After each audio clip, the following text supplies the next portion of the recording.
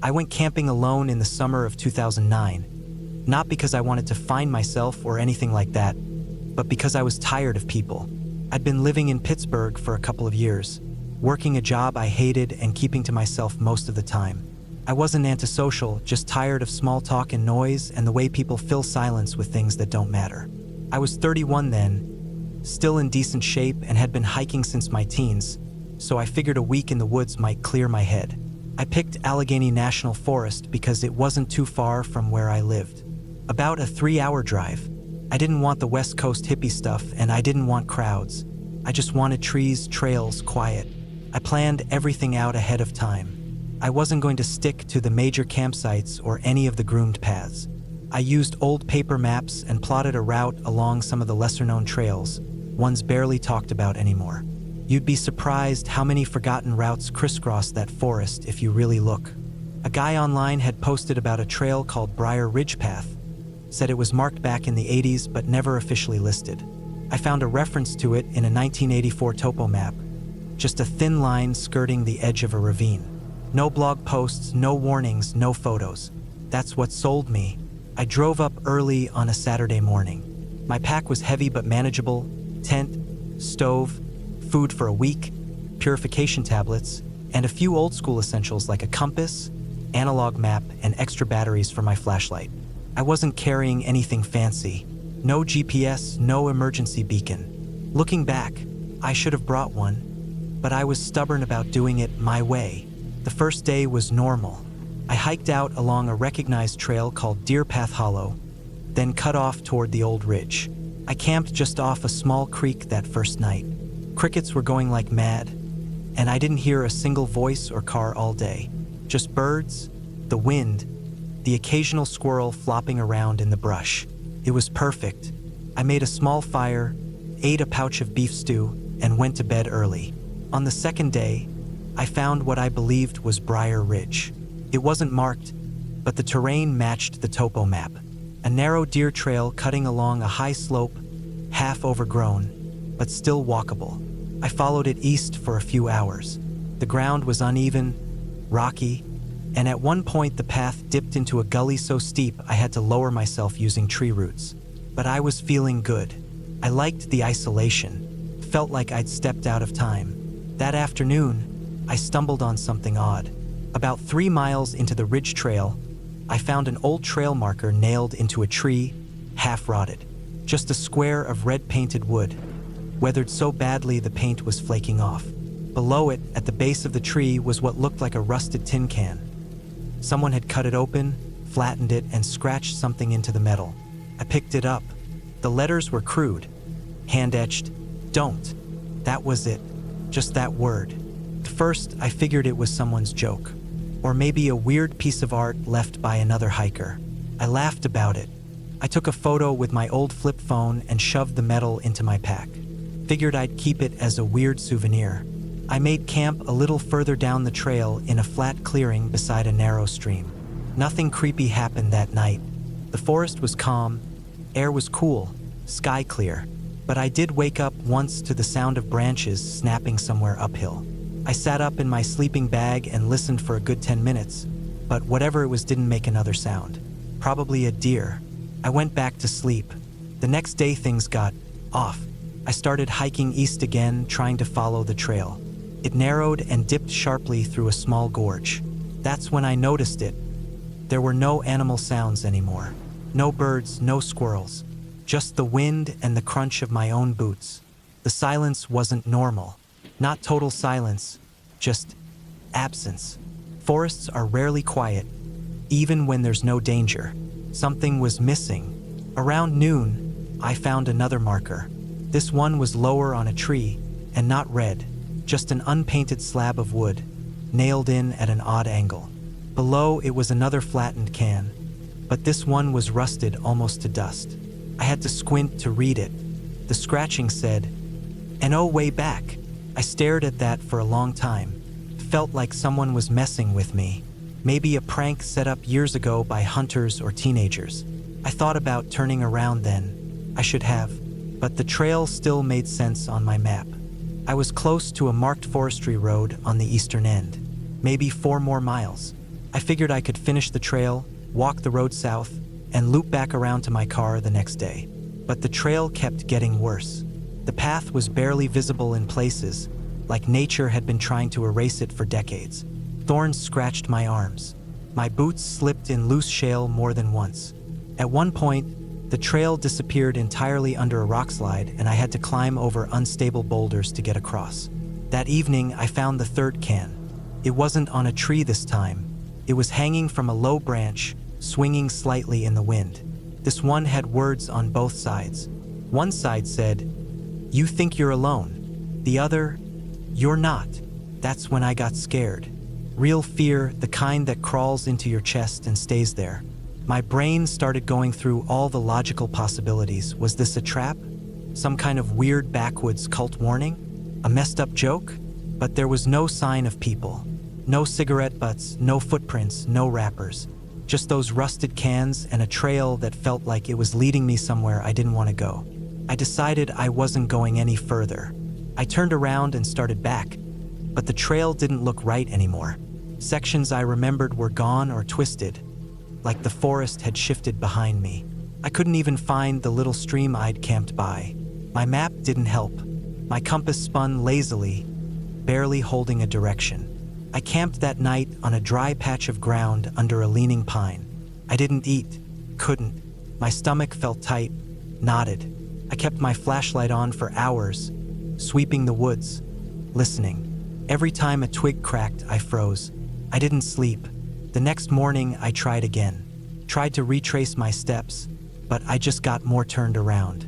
The landmarks didn't match. The slope was wrong. I saw trees I swore I'd never passed, and clearings that didn't exist on my way in. By noon, I started to panic. Not loudly, not screaming, but the kind of panic where your breath gets shallow and you forget how to move. I dropped my pack, leaned against a tree, and just stood there for almost an hour, trying not to cry. I started walking west, just picked a direction and went. I didn't trust the trail anymore. I moved through thick undergrowth, pushing branches aside, getting scraped and sliced. I slipped once and fell hard on my side. My ribs throbbed, and my flashlight cracked on a rock. That night, I camped without a tent. Just wrapped myself in a tarp and laid on the cold ground. The sound returned sometime after midnight. Not animal sounds, metal. Something metallic scraping, far away. I sat up, heart pounding, and held my breath.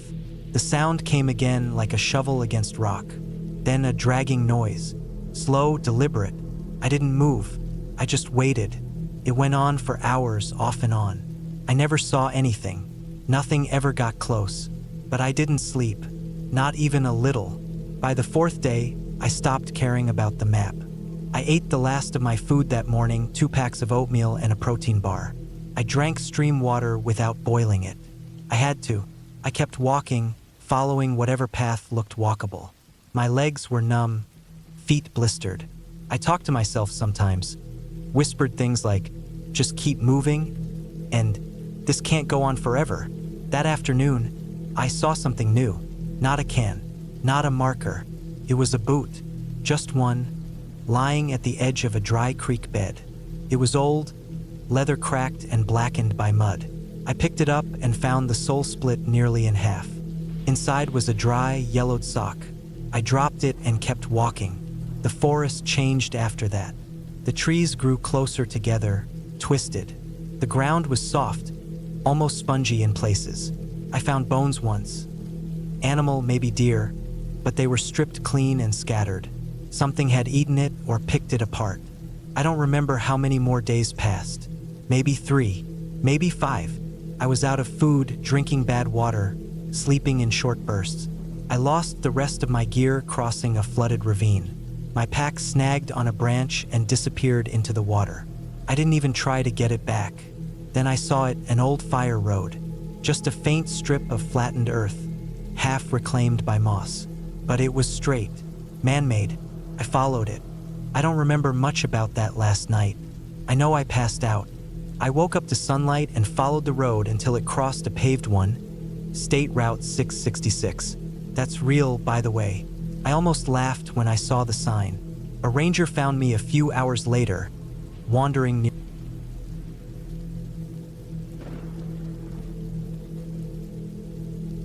I was 32 when I decided to take a solo camping trip deep into the Sierra Nevada range, somewhere between Bishop and Mammoth, late summer of 2016.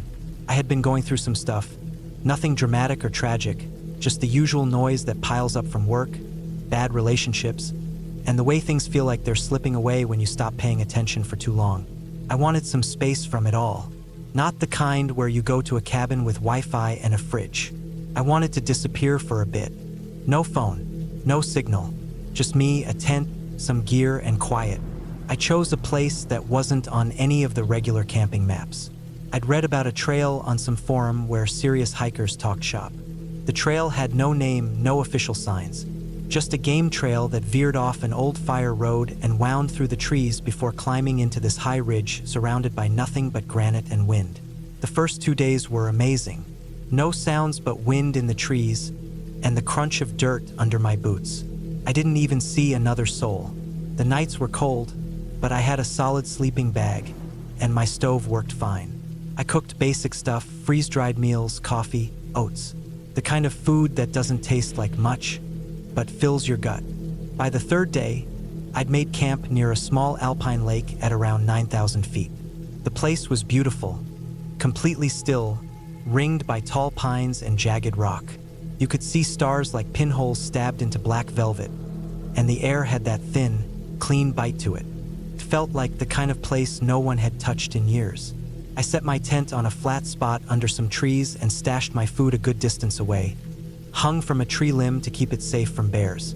I thought I was doing everything right. That night, I woke up to something I couldn't place. It wasn't a sound exactly, more like a feeling, a kind of awareness. My heart was pounding for no reason. I was just lying there, eyes open, staring at the nylon ceiling of the tent. I couldn't hear anything over my own breathing, but something felt off. I told myself it was the altitude, maybe some anxiety, my brain trying to adjust to being alone and away from civilization. I stayed still and listened. Nothing. The next morning, I noticed something strange. The small rock pile I had made near the lake, just a little stack I put together absent-mindedly the day before, was gone. I know how that sounds. Rocks shift. Wind, maybe. But these were decent-sized stones, not pebbles. I'd stacked 5 or 6 of them like a small tower, and now they were just scattered. Not like they'd toppled. Like someone had kicked them apart deliberately. I stood there for a long while, staring at the pile. It shouldn't have mattered. It didn't matter. But something in the back of my mind started to whisper. I pushed the feeling down, ate breakfast, hiked for most of the day without a pack, just my water bladder and a knife clipped to my belt. I kept going uphill, hoping for a view from the ridge above the lake. Took hours, but when I got to the top, I could see for miles. Distant ridgelines like frozen waves. Nothing but silence and sky. It should have made me feel small in a good way. Didn't. I felt exposed. I turned around earlier than planned and started heading back to camp. I moved fast, not really stopping to enjoy the scenery. I told myself it was because the sun was starting to dip, but really, I just didn't want to be out there longer than I had to. The woods felt tight and still, like they were waiting for something. When I got back to camp, I noticed something else. My tent was unzipped. That might not sound like much, but I'm meticulous with gear. I always zip it shut, even if I'm just stepping away for a minute. Bugs, critters, weather, it's just basic practice. But the zipper was down halfway, like someone had opened it to peek inside. I scanned the area. My food stash was untouched. No signs of animals rooting around. Nothing disturbed that I could see. I told myself maybe I forgot to zip it. I went inside. Nothing missing, but the sleeping bag looked different, like it had been unrolled, then clumsily shoved back in place. Again, it was a small thing, but in the backcountry, small things are signals. That night, I didn't sleep much. I kept hearing soft sounds in the brush. Light movement, not the loud crashing of a bear or deer. These were careful testing steps. Close, then gone, then close again. I kept my knife in my hand under the sleeping bag and tried to breathe quietly. At one point, I swear I heard a breath, asterisk not mine asterisk, right outside the tent. Just one exhale, slow, measured, then it was gone. I didn't open the tent. I didn't move. I just lay there in the dark, heart beating so loud it felt like it was in my ears. When morning came, I got out fast. Nothing around. No tracks, no broken branches. But I knew something was watching me. I packed fast, stuffed everything in my pack, and decided to hike out early. I planned to stay another 2 days, but that plan was gone. I took a different route back, not the game trail I'd come in on. It was longer, more winding, but I didn't care. I wanted out. After a few miles, I stopped for water at a creek and noticed fresh footprints in the mud near the bank. Boot prints. They weren't mine. I could tell because I'd been hiking with a pair of Salomon boots that had this distinct tread pattern, almost like claws. These were different, flat, rounder, maybe a work boot. Heavier tread, fresh, probably less than a few hours old. They led away from the water and up into the brush. I froze. My brain started racing. Who the hell was out here? There were no other cars at the trailhead when I parked. No signs of anyone for miles. This wasn't a national park where you run into families with backpacks and dogs. This was backcountry. I wanted to scream. Instead, I moved quietly back from the creek and got back on the trail, pushing hard. My legs started to burn, lungs dry. I didn't stop. I just kept going, glancing behind me every few minutes, convinced I'd see someone coming around the bend. Late afternoon, I came to a small clearing and stopped to rest. That's when I saw the tarp. It was camouflaged, green and brown, stretched between 2 trees maybe 60 yards off the trail, almost invisible unless you knew to look. There was something under it. Piles of stuff, a backpack, a blue cooler, some tools. I didn't move closer. I knew exactly what that was. Someone was living out here, not camping, living, maybe squatting, maybe hiding. Either way, they weren't on the map. They weren't supposed to be there, and they were close. I backed away, careful with each step, and kept moving until the trail dropped into a narrow ravine where the trees got thick. I didn't stop again, not even when it got dark. I hiked by headlamp for hours, legs shaking, teeth clenched. At one point, I thought I heard a branch snap behind me. I killed the light and stood in the black, listening. Nothing. Eventually, I reached the trailhead, just after midnight. My truck was there. Nothing touched. I climbed in, locked the doors, and didn't stop driving until I hit Bishop. I didn't tell anyone what happened. What was I gonna say? That I got spooked by a broken rock pile and some footprints? That I found a tarp in the woods? No one would care. There was no crime, no blood, no proof. But I know what I felt. I wasn't alone out there. Someone was watching, waiting.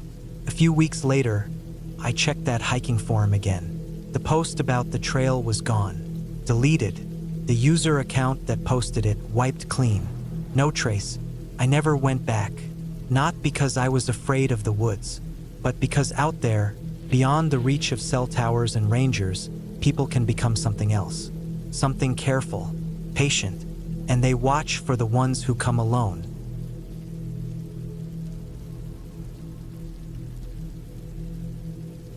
My name is Mark Turner. I was 34 years old when this happened mid-September 2011. I remember it vividly because that was the year I left my job as a diesel mechanic in Portland and decided to travel a bit before settling into a new position. I've been working solidly for almost a decade, saving money, building a life, but something about that year made me want to reset, clear my head. I'd always liked the outdoors, though I'd never really done the full solo camping thing before. I figured a couple of days in the mountains would be a good start. I chose Dalton Pass in northern Washington. It wasn't too far from the border with Canada, tucked into the foothills of the Cascades. Not a well-known spot, which was part of its appeal. Quiet, isolated, away from city noise. I had a map, a weather report, and a rental Jeep packed with supplies. I wasn't careless. I brought everything I thought I'd need. A 4-season tent, cold weather gear, a loaded pack with dehydrated food, water purifier, 2 knives, a signal whistle, bear spray, a flare gun, and a Glock 19 I kept for emergencies. Not that I expected anything to go wrong, I just liked being prepared. The drive up was beautiful. Thick trees on either side of the road, wide curves that followed the land's natural rise and fall. There was no cell signal after a certain point, which I expected. I pulled over at a ranger station that looked like it hadn't been staffed in a few years. There was a faded sign-in sheet posted in a glass box on the wall, something old-school hikers might use to record their trip. Nobody had signed it in weeks. That was fine by me. I wasn't looking for company. I parked at a turnout near an old fire road blocked off by a rusted metal gate. That was the trailhead according to the map I printed. My plan was simple: hike in about 5 or 6 miles, find a ridge, set up camp, and spend 2 nights before heading back. The first few miles were easy. It was overcast but dry. The trail, though overgrown in spots, was still there. 2 faint parallel ruts cut into the dirt from what must have been decades of trucks. Trees lined the road in tight walls, mostly pine, some maple and birch. I passed a few fallen logs, some animal scat, heard the usual forest noises. Nothing out of place. By early afternoon, I made it to the ridge I'd seen on the map. It wasn't huge, but it gave me a good view of the surrounding forest, and more importantly, I could see the sky, which would help if the weather turned. I set up camp, pitched the tent in a flat patch of moss and pine needles, built a small fire ring with stones I found nearby, boiled some water, ate, then just sat. Listened. Nothing but wind and birds. Felt like exactly what I needed. I slept well that first night.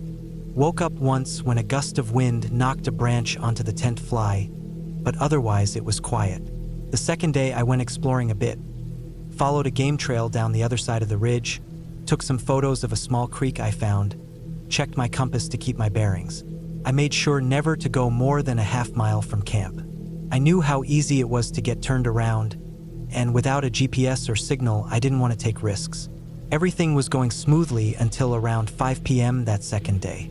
I was sitting near the fire ring again, carving a piece of wood, when I noticed something off. It was a sound at first, no, more like the absence of one. The birds had stopped. I didn't think much of it at first. Sometimes that happens when a predator's nearby. A hawk or a bobcat maybe. But then I noticed something else, boot prints. They weren't mine. That much I knew for sure. I'd been careful to keep my own track isolated around the tent and fire ring. These were fresher, and they came from the opposite direction, from the woods behind the ridge where I hadn't been. I stood up and followed them with my eyes. The prints came out of the trees, circled about 20 feet away from the tent, then turned back the way they came. Deep tread, maybe a hiking boot. Not recent, but not old either. Maybe a few hours at most. My first thought was that it might be a hunter or another camper, but the woods were posted for restricted access. No recent activity on the sign-in sheet, and something about the way the tracks circled, not casual. They didn't come close enough to make contact. Just a wide arc, like whoever made them didn't want to get too close. Watching, maybe, or uncertain. I felt a little sick. That kind of stomach drop feeling you get when something doesn't line up. I checked around the perimeter. Nothing else seemed disturbed. No broken branches. No gear missing. I still had all my supplies, but the prints were real. I took photos of them on my phone, even though I couldn't send them anywhere. Then I reinforced my tent's zipper with a strip of paracord and moved my Glock from the pack to inside the sleeping bag. That night, sleep didn't come easy. I kept listening for movement. Every gust of wind made me hold my breath. I must have dozed off at some point because I woke up to the faint rustle of something brushing against the tent. I froze, didn't breathe. I waited, gripping the Glock under the sleeping bag, staring up at the nylon roof. Passed. Whatever it was moved on. Could have been a deer, a raccoon. But the fact that it brushed the tent so gently felt wrong. Like it didn't bump it by accident. Like it was checking. I stayed awake until dawn. When the sun came up, I crawled out and did a full sweep. No new tracks, no signs of animals, but I found something about 30 feet away from the tent, wedged into the bark of a tree. A nail, not a big one, looked like a roofing nail. It was driven in at about eye level, not all the way, just enough to stick. Hanging from it was a strip of faded cloth. Looked like old flannel. red and black, weathered but not ancient. I didn't touch it, just stared. The tree wasn't marked otherwise, no blaze, no paint. Nothing that would suggest a trail marker or boundary. Just that cloth, fluttering slightly in the breeze. I packed up within the hour. The hike back felt longer. Every sound made my nerves jump. I kept checking over my shoulder, scanning the trees. Once or twice I thought I saw movement. A flash of color, a shadow, but it was gone before I could focus. I didn't stop to eat, didn't stop to rest. Just kept walking, one foot in front of the other, like if I slowed down, something would catch up. When I reached the Jeep, I checked everything. The tires, the doors, under the chassis. Nothing wrong, nothing out of place. I climbed in and drove until I hit the first diner with cell service. Sat in the parking lot with the engine running and my hands shaking. I still had the photos on my phone. The prints, the cloth on the nail. I thought about reporting it. To who though? The ranger station was unmanned. The local sheriff would probably chalk it up to backwoods weirdos or old hunting camps. Nothing illegal about a piece of cloth on a nail. Nothing criminal about boot prints. But I knew what I felt, that I was being watched, that someone had come close, too close, and changed their mind at the last second. I never went camping alone again after that. 6 months later, I saw a post on a local forum. Nothing big, not in the news, just a discussion thread about old trails near Dalton Pass. Someone mentioned a clearing on a ridge where they found a makeshift shelter. Just a tarp, some crates, and bones, animal, they said, but not sure what kind. There was no follow-up, no pictures. The account that posted it never responded to questions. Then the post was deleted. I still have the photos I took. Still look at them sometimes. The boot prints, the nail, that strip of cloth. I try not to think about how close I might have come to something bad. Something very real. It wasn't a ghost. It wasn't a monster. It was a person. And I don't know if they were planning to watch me, scare me, or kill me, but they were out there, in those trees, quiet as the wind. And they came close enough to touch the tent.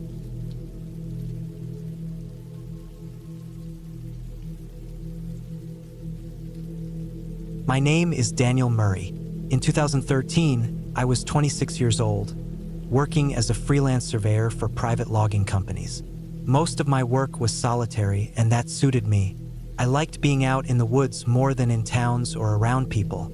I could go days without saying a word to another person and not think twice about it. That summer, I picked up a short-term contract with a small timber company out of Boise.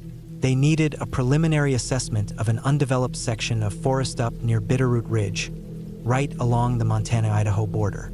It was land they were thinking of buying and wanted a general sense of the terrain, tree density, and any potential access issues. Basic recon work. I told them I'd camp out for 4 or 5 nights, make a rough map, take some photos, and give them a summary. They wired me half the payment up front. The area wasn't too remote by my standards, but it was off-grid enough that there was no signal and no maintained roads. You had to drive 15 miles off the main highway along a logging trail, then hike about another 5 miles to get to the section in question. That kind of terrain filters out tourists and hobby campers. I didn't expect to see another soul while I was out there. I left Boise early on a Wednesday morning in late July. My truck was packed tight with everything I'd need: tent, sleeping bag, food for a week, a .38 revolver I always carried when alone in the woods, paper maps, 2 compasses, satellite imagery printed out and laminated, and enough batteries to keep my GPS running longer than I'd be out there. I also had a small solar charger, but I didn't trust it. The drive up was uneventful. I turned off the highway near a place called Wisdom and took a rough access road up toward the hills. Took me almost 2 hours to reach the end of the logging trail. From there, I locked up the truck, slung my pack on, and started the hike. It was hot even at elevation. Dry heat, dusty trails, biting flies. The first 2 miles were a steady climb. Then the forest opened up a bit. Old growth pine, sparse underbrush, the kind of terrain I liked. Quiet. You could hear everything. I took my time, stopping now and then to mark waypoints and check the maps. I wasn't in a hurry. I figured I'd find a flat spot near the north end of the area, pitch camp, and work my way south over the next few days. By late afternoon, I found a clearing near a small creek. It was flat, shaded, and close to water. Ideal. I set up my tent, got a small fire going, and boiled water for dinner. Dried pasta and jerky. I always brought the same meals. I kept to a routine. That first night, everything felt normal, peaceful even. The next morning, I was up at first light. The forest was still and gray. I made instant coffee, packed a small day pack with essentials, and started hiking the perimeter of the survey area. I took notes on tree types, rough elevation changes, and any signs of wildlife. I saw plenty of tracks, deer, elk, maybe a bear. Nothing I hadn't seen before. It was around 2 p.m. when I noticed something strange. I'd been cutting across a patch of dense woods, navigating by map and compass, when I found a trail that wasn't on any map. Narrow but clearly man-made. It didn't look new, maybe old logging road, maybe a hunter's trail. It was overgrown but still walkable. I wasn't too surprised. Maps aren't perfect, but something about the trail bugged me. It was too straight, too purposeful. Like someone had been maintaining it just enough to keep it usable. I followed it for maybe half a mile. It cut northeast, deeper into the woods, away from the area I was supposed to be surveying. I should have turned back, but I didn't. Something about the trail felt off and I wanted to know why. Eventually, I came to another clearing. This one wasn't natural. Trees had been cut, stumps sawed flat. There were old tire ruts in the dirt, half erased by time and weather. And in the middle of the clearing, partially collapsed, was a cabin. It looked abandoned. Roof caved in, windows shattered, moss crawling up the sides. No chimney, no porch, just a single-story box made of rough-cut logs. I walked around it slowly, careful not to step on any loose boards or nails. There were empty cans scattered around the edge, rusted and faded, probably decades old. One looked like an old soup can from the 80s. A metal bucket lay tipped over near the wall. I didn't go inside. I stood there for a long time, listening. The forest was quiet, but not dead. I could hear the wind in the trees, distant birds, the occasional crack of a branch. Still, I felt exposed. Not scared exactly, but uneasy, like I'd walked into something I wasn't supposed to see. I marked the location on my GPS, took a few photos, and made my way back to camp. That night, I didn't sleep well. I kept waking up. At first, I thought it was the cold. The temperature had dropped fast after sunset, and I hadn't zipped my bag all the way.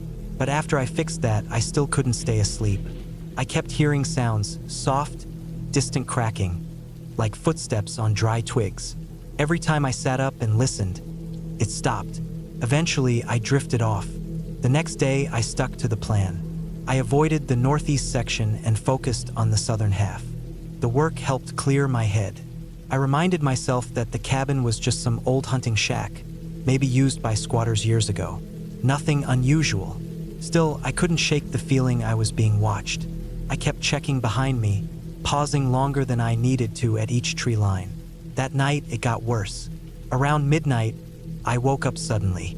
Not from a noise, but from a feeling like something was near. I lay still, listening.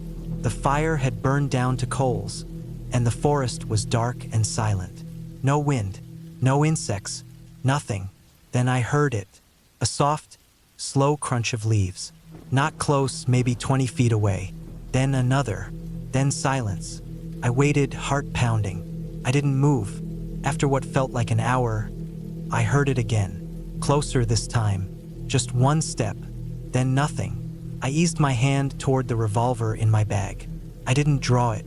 I just held it there, frozen. No more sounds came. Eventually, I must have fallen asleep again. I woke up with the sky starting to lighten. I got up fast, packed up my gear, and left camp.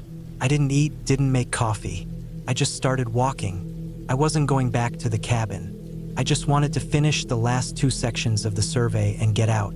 I figured I'd be done by the next morning and hike out by noon. That was the plan. But plans don't mean much out there. Around 11 a.m., I found something that made me stop cold. A dead animal half buried in a shallow ditch. At first, I thought it was a deer, but as I got closer, I saw it was a dog. Medium-sized, black fur, collar still on. Someone's pet. It hadn't been dead long, maybe 2 days. The body was intact, but the head had been caved in with something blunt. Not chewed, not clawed, smashed. There were no houses for miles, no trails, no campsites, no reason for a dog to be out there, and someone had tried to cover it up. I didn't touch it. I backed away slowly, scanned the woods, and marked the location on my GPS. Then I left, fast. I didn't go back to camp that night. Instead, I bushwhacked to a ridge about a mile south, made a cold camp behind some boulders, and kept my gun in my hand the whole time. I didn't sleep. I left at first light. I didn't follow the trail back. I cut straight through the woods using my compass and GPS, ignoring the maps. I wanted out. Took me 7 hours to reach the logging road. When I saw my truck, I almost cried. I threw my pack in the bed, didn't even change boots, and drove until I hit pavement. I didn't stop until I reached Missoula. I told the timber company that the land wasn't viable. Too remote, bad terrain, not worth the effort. They didn't argue. I deleted the photos.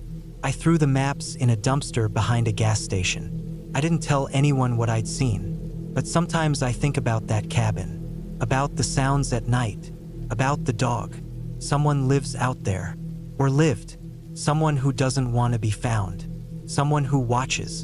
And I think if I had gone inside that cabin, if I'd stayed just one more night, I wouldn't be here to write this.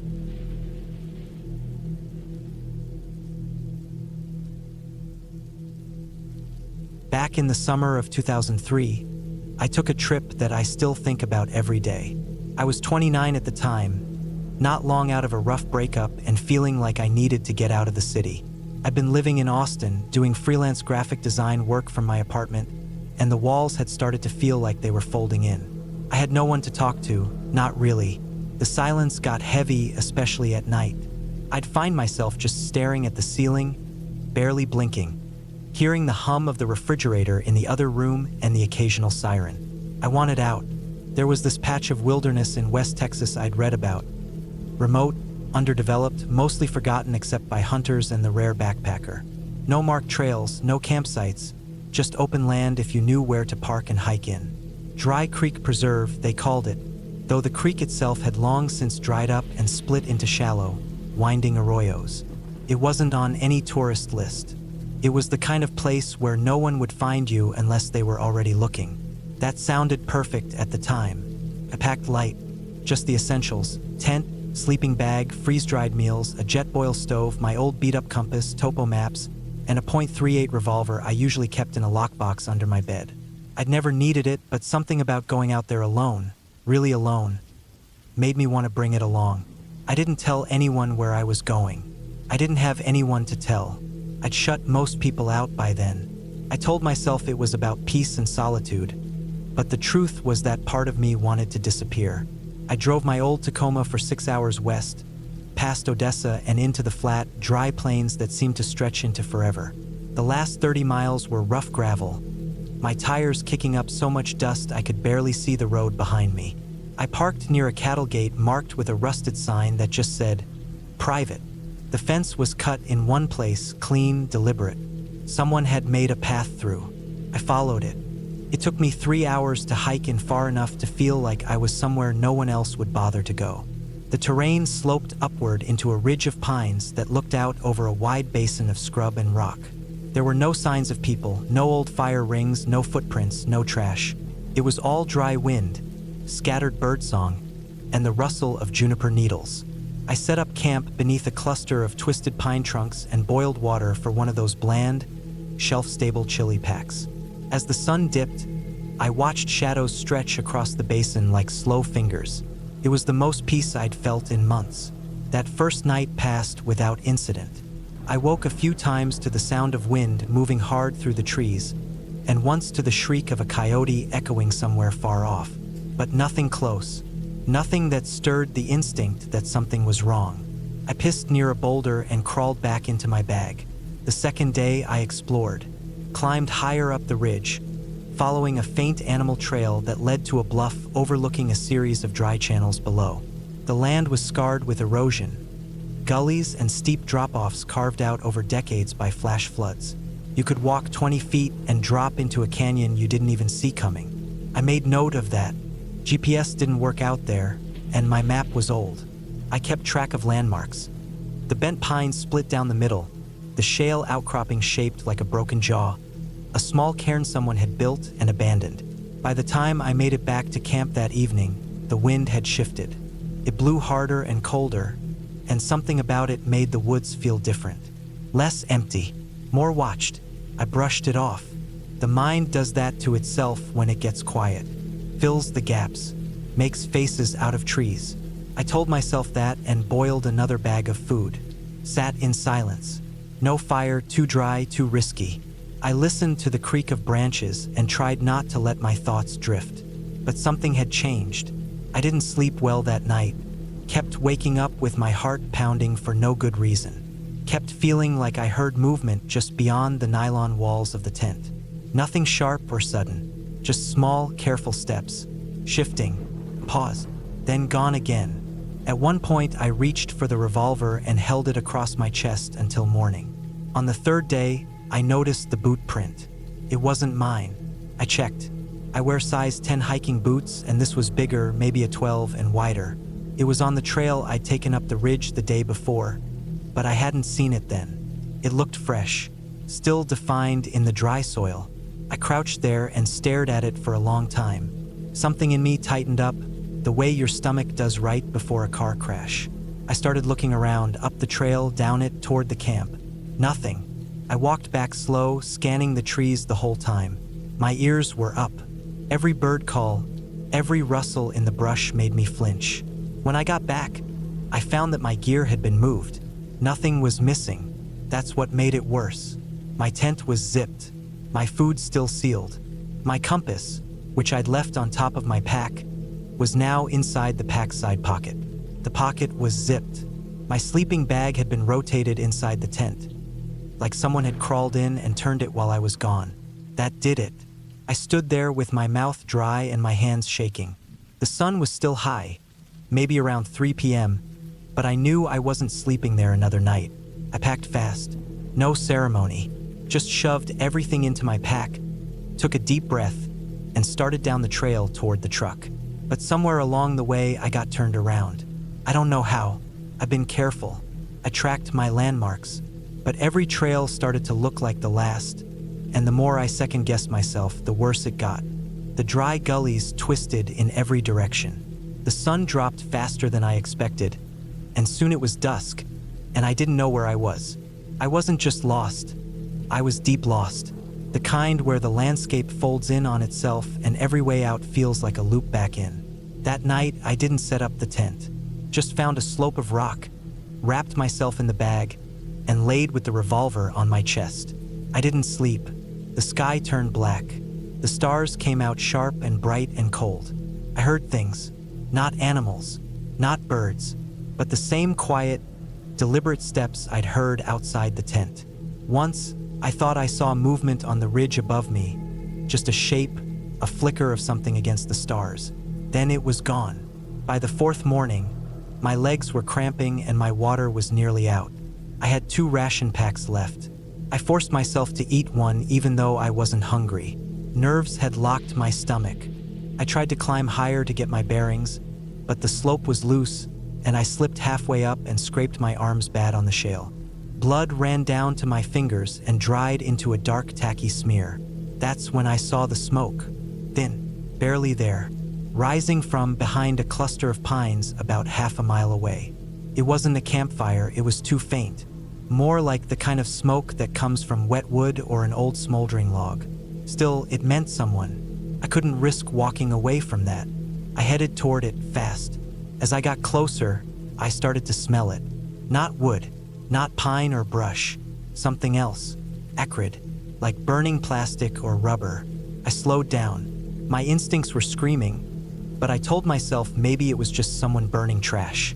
Maybe a hunter, a rancher, anything. Then I saw the shack. It wasn't on any map. It looked like it had been there for years, maybe decades. The roof sagged in the middle, the wood was gray and split, and half the windows were covered with nailed-up tin. There was a black metal barrel outside, still leaking thin lines of smoke. The door was cracked open, just a little, and I realized something. There were no tracks, no vehicle tracks, no boot prints, nothing. The soil around the shack was smooth, undisturbed, like no one had been in or out in a long time. But the barrel was still warm when I got close. I hovered just outside the doorway, every instinct in me pulsing like a siren. My hand was on the grip of the revolver, thumb over the hammer. I stepped inside. The air was stale, thick with that burnt plastic smell. The room was dark except for the light slipping through the cracks in the boards. There were bones on the floor, small ones. Animal, I thought. A deer skull sat in one corner, half covered in dust. There was a cot in the back, covered in blankets that looked stiff with age. A few empty cans. A radio that looked like it hadn't worked since the 70s. And on the wall, scratched into the wood with what looked like a knife, was a map. Not a full map, just lines, paths, arrows, and a single word scrawled over and over again. Don't. That was it. No other warning. Just that word, etched again and again like someone had gone mad repeating it. My stomach dropped. I turned and ran. Didn't care where. Just away from that place. Took me hours to slow down. I was shaking so hard I could barely hold the revolver. I stumbled down into one of the gullies and just laid there, chest heaving, trying to listen. No sounds but wind. No footsteps. Not anymore. I don't remember falling asleep. I must have passed out from exhaustion. When I woke up, it was dawn. Pale light.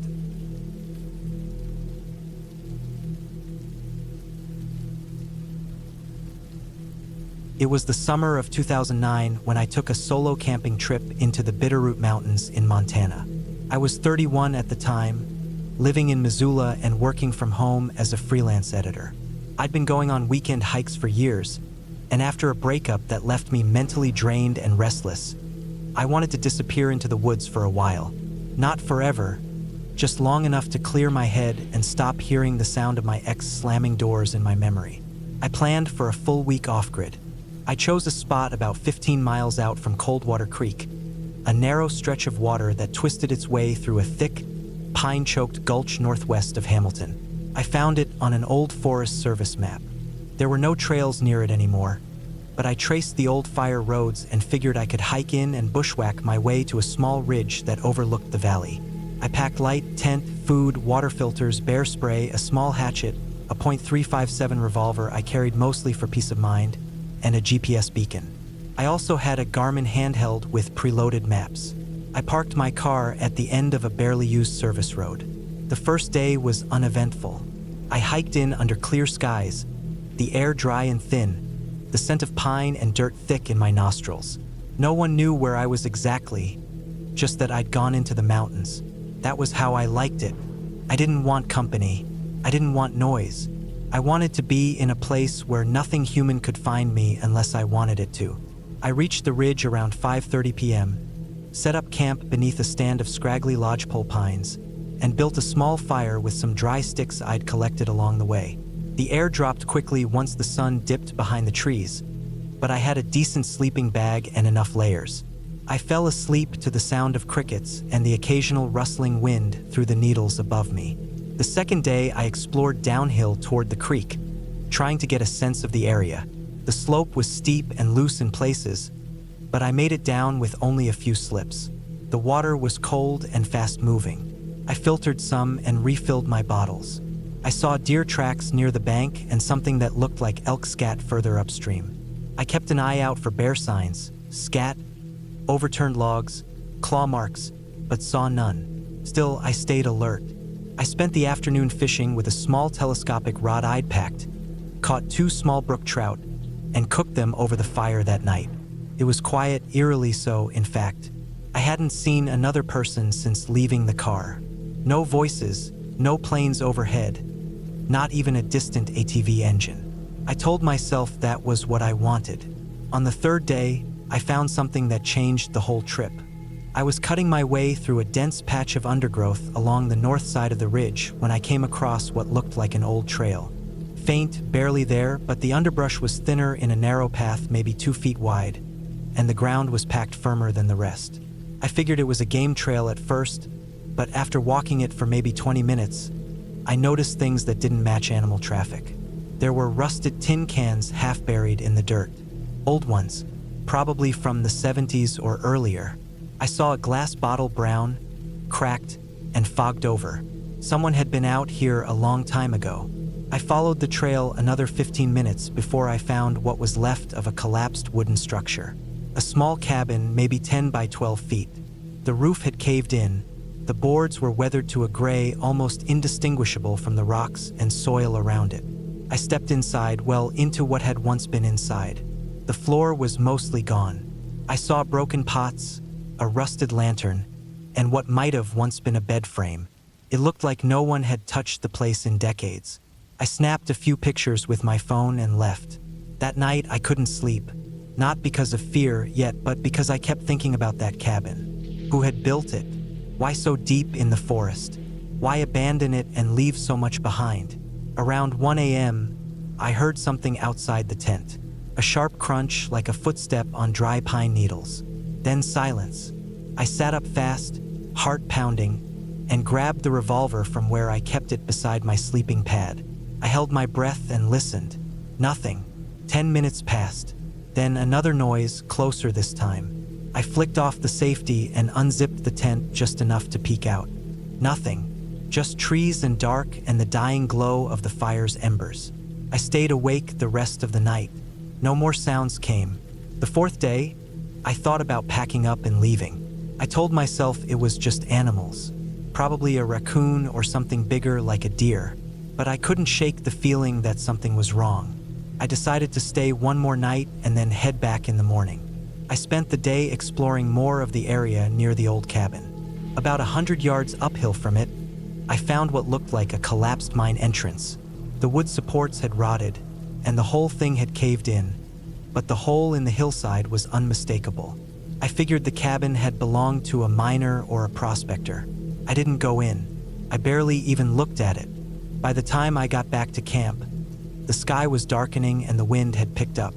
I made a fire, ate a cold meal, no appetite, and tried to get some rest. Then, around midnight, I heard it again. But this time, it wasn't just one sound. I heard a low metallic clang, like something hitting an old oil drum, and then movement. Not fast, but steady. Crunch, pause. Crunch, pause. I held my breath, gun in hand again. I killed the flashlight and waited. The sound stopped maybe 30 feet from the tent. And then I heard breathing. Heavy. Not animal. Too slow, too steady. And too close. I stayed frozen for what felt like hours, muscles aching, eyes straining to see out through the mesh of the tent. Nothing moved. No footsteps. No light. Just that one long breath, and then another. And then nothing. I didn't sleep at all that night. To first light, I packed everything. I left the tent and some of the heavier food behind and just stuffed what I could into my day pack. I marked the GPS and bolted back toward the car, staying off the old trail and moving fast through the underbrush. I didn't stop for water, didn't stop for food, didn't stop for anything.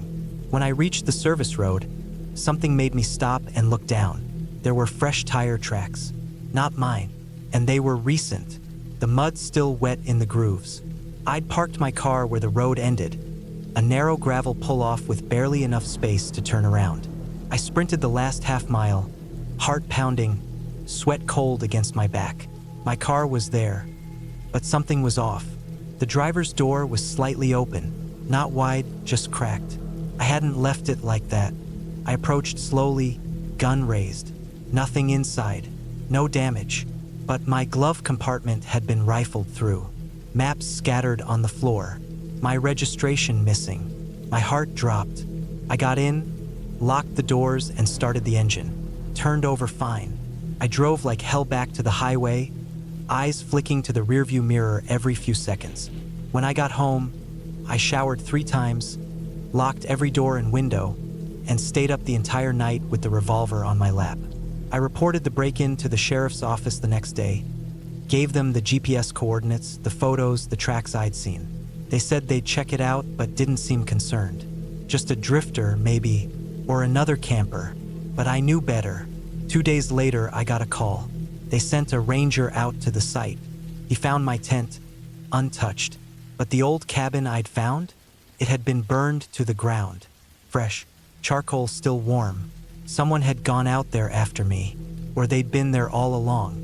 The ranger said the fire was likely accidental, maybe lightning, but the weather had been clear, bone dry. I stopped going into the woods after that, sold most of my gear, even moved to a different part of the state. I don't know who was out there. I don't know what they wanted. I don't even know if they saw me, or if I just stumbled too close to something I wasn't supposed to find. But sometimes, when I lie in bed at night and the wind hits the side of the house just right, I swear I can still hear that breath. Slow, heavy, waiting, and I know I got out just in time.